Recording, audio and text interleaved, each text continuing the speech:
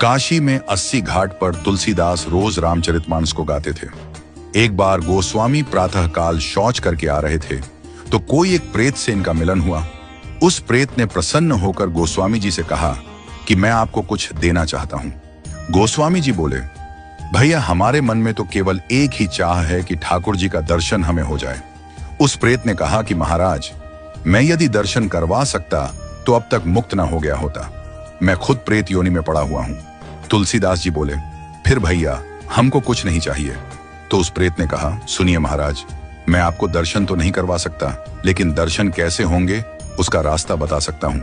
तुलसीदास जी बोले कि बताइए। प्रेत बोला, आप जहां कथा कहते हैं बहुत सारे भक्त सुनने आते हैं। अब आपको तो मालूम नहीं, लेकिन मैं जानता हूं आपकी कथा में रोज हनुमान जी भी सुनने आते हैं।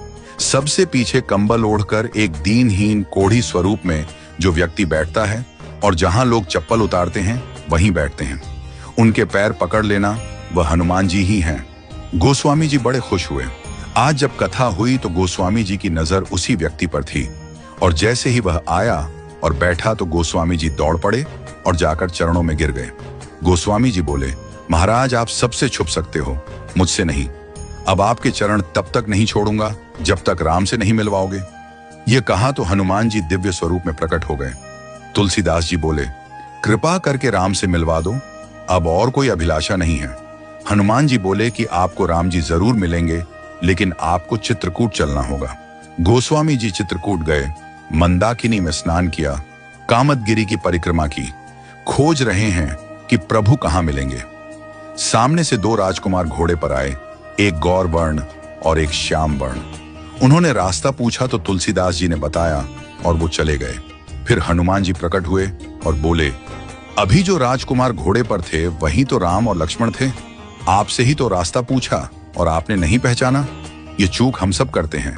न जाने कितनी बार भगवान सामने आए हों और हम पहचान नहीं पाए हों। सबका आदर करो, क्योंकि न जाने किस रूप में नारायण मिल जाएं। गोस्वामी जी बोले, हनुमान जी आज बहुत बड़ी गलती हो गई, कृपा करवाइए फिर मिलन हो। हनुमान जी बोले, धैर्य रखो, फिर मिलेंगे। गोस्वामी जी मंदाकिनी के तट पर स्नान कर चंदन घिसते हुए श्री राम जय जय राम गा रहे थे। ठाकुर जी बालक रूप में आए और बोले, बाबा चंदन बहुत प्यारा घिसा है, थोड़ा मुझे लगा दो। गोस्वामी जी ने दिया।